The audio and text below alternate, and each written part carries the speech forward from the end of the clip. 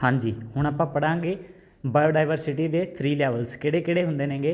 Genetic diversity, species diversity and ecosystem diversity. Genetic diversity किहड़ा हुंदा बच्चे? Genes are the basic building blocks of various life forms.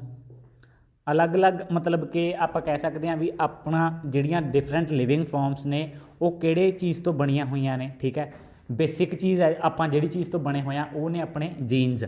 Genetic biodiversity refers to the variation of genes within the species. ਜਿਹੜੀ ਆਪਾਂ genetic biodiversity ਦੀ ਗੱਲ ਕਰਦੇ ਹਾਂ ਉਹ ਕੀ ਗੱਲ ਕਰਦਾ ਹੈ, ਸਪੀਸੀਜ਼ ਦੇ ਵਿੱਚ ਉਹਨਾਂ ਦੇ ਵਿੱਚ ਕਿਹੜੇ ਕਿਹੜੇ ਮਤਲਬ ਕਿੱਦਾਂ ਦੇ ਜੀਨਸ ਦੇ ਵਿੱਚ ਡਿਫਰੈਂਸ ਹੈ, ਵੈਰਾਈਟੀ ਹੈ। ਠੀਕ ਹੈ, ਮੰਨ ਲਓ ਆਪਾਂ ਹਿਊਮਨ ਬੀਇੰਗ ਆ, ਠੀਕ ਹੈ, अपनी स्पीसीज़ सारे ह्यूमन बींग्स की एको ही है। ठीक है, आपां नूं होमोसैपियंस दे विच इनकलूड करते हैं आपां। ठीक है, पर अपने विच जीन्स जिहड़े ने डिफरेंट जीन्स ने वो वैरायटी नूं आपां की कहने आ genetic diversity. Groups of individual organisms having certain similarities in their physical characteristics are called species. हुण एक इंडिविजुअल ऑर्गेनिजम्स मान लिया आपां काफ़ी सारे, ठीक है, कल्ले कल्ले मतलब काफ़ी सारे परसन खड़े ने। ठीक है, उन्हां दियां बेसिक करैक्टरिस्टिक्स इंसानां वर्गे सारे हुंदे ने। ठीक है, देखण नूं सारे इक्को जिहे हुंदे ने, बट उन्हां दे विच कुछ क डिफरेंस हुंदे ने, वो हुंदे ने अपने जीन्स दे करके। अब अगे पढ़दे आं आपां। Human beings genetically belong to the homo sapiens group. आपां काहदे विच आउंदे आ बच्चे? होमोसैपियन ग्रुप्स दे विच। And also different in their characteristics such as height, colour, physical appearance etcetera considerably. पर अपने विच फर्क कित्थे आउंदा है? अपनी हाइट किद्दां दी है। ठीक है, हाइट सारिਆਂ ਦੀ सेम नहीं हुंदी, कलर सारिਆਂ ਦਾ सेम नहीं हुंदा, अपनी शक्ल, अपनी फिजिकल अपीयरेंस, नैन नक्श जिन्हों आप कहने हुंदे आ, ठीक है, वो सारिਆਂ ਦੀ सेम नहीं हुंदी।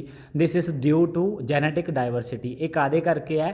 जैनेटिक डाइवर्सिटी करके है।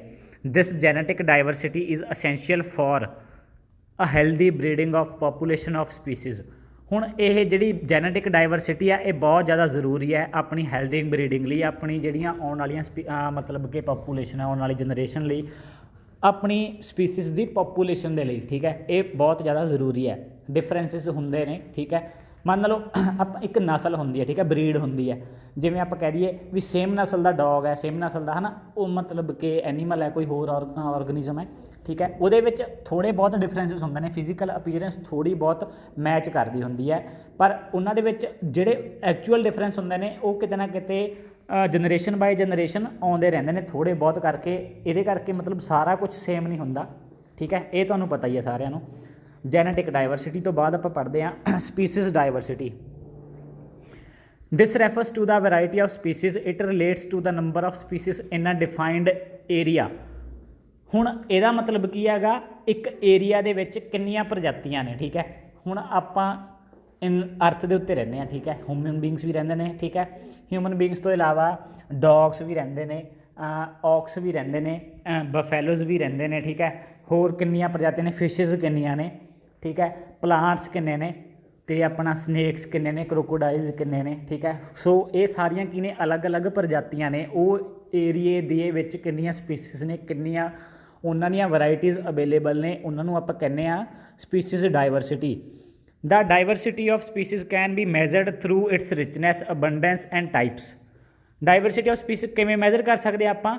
ਮਤਲਬ ਕਿੰਨੀ ਮੰਨ ਲਓ ਆਪਾਂ ਕਹਿ ਦਈਏ ਵੀ ਆਪਣੇ ਏਰੀਏ ਦੇ ਵਿੱਚ ਹਿਊਮਨ ਬੀਂਗਸ ਜ਼ਿਆਦਾ ਨੇ। ਠੀਕ ਹੈ, ਉਹ ਕੀ ਹੈ? ਉੱਥੋਂ ਦਾ ਅਬੰਡੈਂਸ ਕਿੰਨੀ, ਮਤਲਬ ਕਿੰਨੇ ਪ੍ਰਕਾਰ ਦੀਆਂ ਸਪੀਸੀਜ਼ ਅਵੇਲੇਬਲ ਨੇ। ਠੀਕ ਹੈ, ਉਹ ਹੋ ਗਈਆਂ ਉੱਥੋਂ ਦੀਆਂ ਟਾਈਪਸ। ਰਿਚਨੈਸ ਹੋ ਗਈ ਮਤਲਬ ਕਿੰਨਾ ਚਿਰ ਸਰਵਾਈਵ ਕਰਦੀ ਹੈ ਕੋਈ ਚੀਜ਼। ਠੀਕ ਹੈ, some areas are more rich in species than other. Richness ਕਿੰਨੀ ਹੋ ਗਈ? ਮਤਲਬ ਕਿੰਨੀਆਂ ਪ੍ਰਕਾਰ ਦੀਆਂ ਸਪੀਸੀਜ਼ ਅਵੇਲੇਬਲ ਨੇ ਉਹਦੇ ਵਿੱਚ। ਠੀਕ ਹੈ, ਕੁਛ ਏਰੀਆਜ਼ ਕਿਹੜੇ ਨੇ ਜਿਹੜੇ ਜ਼ਿਆਦਾ ਰਿਚ ਹੁੰਦੇ ਨੇ ਕੁਛ ਸਪੀਸੀਜ਼ ਦੇ ਵਿੱਚ। ਮੰਨ ਲਓ ਉਹਦੇ ਵਿੱਚ ਹਿਊਮਨ ਬੀਂਗਸ ਜ਼ਿਆਦਾ ਨੇ, ਬਾਕੀ ਪ੍ਰਜਾਤੀਆਂ ਘੱਟ ਨੇ। ਠੀਕ ਹੈ, ਉਹ ਏਰੀਆਜ਼ ਕਾਹਦੇ ਵਿੱਚ ਰਿਚ ਨੇ? ਹਿਊਮਨ ਬੀਂਗਸ ਦੀ ਸਪੀਸੀਜ਼ ਦੇ ਵਿੱਚ। ਠੀਕ ਹੈ, areas rich in specific diversity R called hot spots of the diversity. ਜਿਹੜੇ ਏਰੀਆਜ਼ ਕਿਸੇ ਖਾਸ ਸਪੀਸੀਜ਼ ਦੇ ਮਤਲਬ ਵਧੀਆ ਵੈਰਾਇਟੀ ਹੁੰਦੀ ਹੈ, ਉਹਦੇ ਵਿੱਚ ਵਧੀਆ ਜਾਂ ਜ਼ਿਆਦਾ ਵੈਰਾਇਟੀ ਹੁੰਦੀ ਹੈ। ਮੰਨ ਲਓ ਕਹਿ ਲਓ, ਠੀਕ ਹੈ, ਵੀ ਕੋਈ ਏਰੀਆ ਜਿਵੇਂ ਮੰਨ ਲਓ ਗਿਰ ਫੋਰੈਸਟ ਹੈ। ਠੀਕ ਹੈ, ਉਹਦੇ ਵਿੱਚ ਆਪਾਂ ਫੋਰ ਐਗਜ਼ਾਮਪਲ ਮੰਨ ਲਈਏ ਕਿ ਲੋਇਨਸ ਨੇ ਜਿਹੜੇ, ਉਹਨਾਂ ਦੀ ਸਪੀਸੀਜ਼ ਜ਼ਿਆਦਾ ਹੈ। ਠੀਕ ਹੈ, ਸੋ ਆਪਾਂ ਕਹਿ ਸਕਦੇ ਹਾਂ ਵੀ ਉਹ ਏਰੀਆਜ਼ ਕੀ ਨੇਗੇ? Hot spot of diversity. ਕਿਹੜੀ ਸਪੀਸੀਜ਼ ਦੀ ਹੌਟ ਸਪੌਟ ਹੈਗਾ?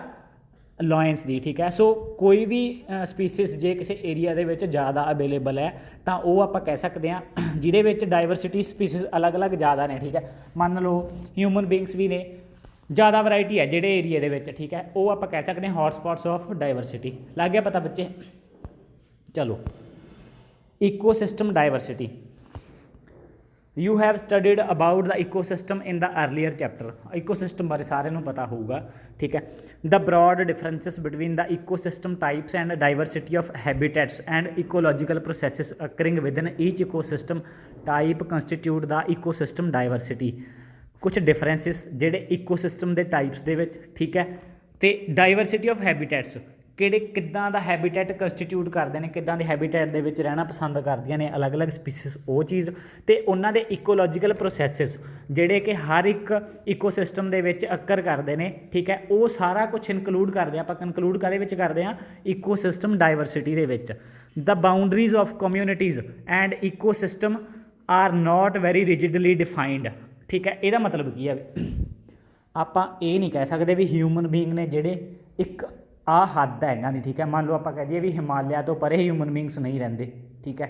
ਕੋਈ ਵੀ ਆਪਾਂ ਬਾਊਂਡਰੀ ਥੋੜ੍ਹੀ ਨਾ ਡਿਫਾਈਨ ਕਰ ਸਕਦੇ ਹਾਂ। ਆਪਾਂ ਨੂੰ ਨਹੀਂ ਪਤਾ ਕਿਸੇ ਸਪੀਸੀਜ਼ ਦੀ ਬਾਊਂਡਰੀ ਕੀ ਹੈ, ਠੀਕ ਹੈ, ਉਸ ਕਮਿਊਨਿਟੀ ਦੀ ਬਾਊਂਡਰੀ ਕੀ ਹੈ। And ecosystem are not, ecosystem ਦੀ ਵੀ ਨਹੀਂ ਆਪਾਂ ਡਿਫਾਈਨ ਕਰ ਸਕਦੇ। ਇਕੋਸਿਸਟਮ ਕਿਵੇਂ? ਮੰਨ ਲਓ ਆਪਾਂ ਇਹ ਨਹੀਂ ਕਹਿ ਸਕਦੇ ਵੀ ਪਲੇਨ ਏਰੀਆ ਜਿਹੜਾ ਆਹ ਏਰੀਏ ਦੇ ਉੱਤੇ ਜਾ ਕੇ ਖਤਮ ਹੋ ਜਾਂਦਾ, ਇਸ ਤੋਂ ਬਾਅਦ ਪਹਾੜ ਸ਼ੁਰੂ ਹੋ ਜਾਂਦੇ ਨੇ। ਇਹ ਤਾਂ ਡਾਈਵਰਸਿਟੀ ਹੈ, ਠੀਕ ਹੈ। ਕਿਤੋਂ ਵੀ ਪਲੇਨ ਏਰੀਆ ਆ ਸਕਦਾ, ਕਿਤੇ ਵੀ ਪਹਾੜ ਆ ਸਕਦੇ ਨੇ। ਇਹ ਮਤਲਬ ਕੀ ਆਪਾਂ ਉਹਦੀ ਪ੍ਰੋਪਰ ਜਿਹੜੀ ਬਾਊਂਡਰੀ ਹੈ, ਪ੍ਰੋਪਰ ਏਰੀਆ ਲਿਮਿਟ, ਮਤਲਬ ਆਪਾਂ ਇਹ ਨਹੀਂ ਕਹਿ ਸਕਦੇ ਵੀ ਹਾਂ ਇੱਥੇ ਆ ਕੇ ਆਹ ਚੀਜ਼ ਖਤਮ ਹੋ ਜੂਗੀ। Thus the demarcation of ecosystem boundaries is difficult and complex. So ਆਪਾਂ ਕੋਈ ਮਾਰਕੇਸ਼ਨ ਨਹੀਂ ਕਰ ਸਕਦੇ, ਠੀਕ ਹੈ। ਜਿਵੇਂ ਆਪਾਂ ਇੰਡੀਆ ਦੀ ਬਾਊਂਡਰੀ ਕਹਿ ਸਕਦੇ ਹਾਂ ਵੀ ਇੱਥੇ ਆ ਕੇ ਇੰਡੀਆ ਖਤਮ ਹੋ ਜਾਂਦਾ ਹੈ, ਉੱਥੇ ਆ ਕੇ ਆਪਾਂ ਡਾਈਵਰਸਿਟੀ ਜਾਂ ਮਤਲਬ ਕਹਿ ਲਓ ਇਕੋਸਿਸਟਮ ਕੋਈ ਐ ਨਹੀਂ ਕਹਿ ਸਕਦੇ ਵੀ ਉੱਥੇ ਜਾ ਕੇ ਉਹ ਖਤਮ ਹੋ ਜਾਊਗਾ, ਠੀਕ ਹੈ। ਸੋ ਉੱਦਾਂ ਜਿਹੜੀ ਉਹਦੀ ਮਾਰਕੇਸ਼ਨ ਹੈ, ਡੀਮਾਰਕੇਸ਼ਨ ਹੈ ਇਕੋਸਿਸਟਮ ਬਾਊਂਡਰੀਜ਼ ਦੀ, ਉਹ ਬਹੁਤ ਡਿਫੀਕਲਟ ਹੈ ਅਤੇ ਬਹੁਤ ਜ਼ਿਆਦਾ ਕੰਪਲੈਕਸ ਹੈ। ਇੰਪੋਰਟੈਂਸ ਆਫ ਬਾਇਓਡਾਇਵਰਸਿਟੀ, ਇਹ ਆਪਾਂ ਨੈਕਸਟ ਵੀਡੀਓ ਦੇ ਵਿੱਚ ਕਰਾਂਗੇ, ਠੀਕ ਹੈ ਬੱਚੇ।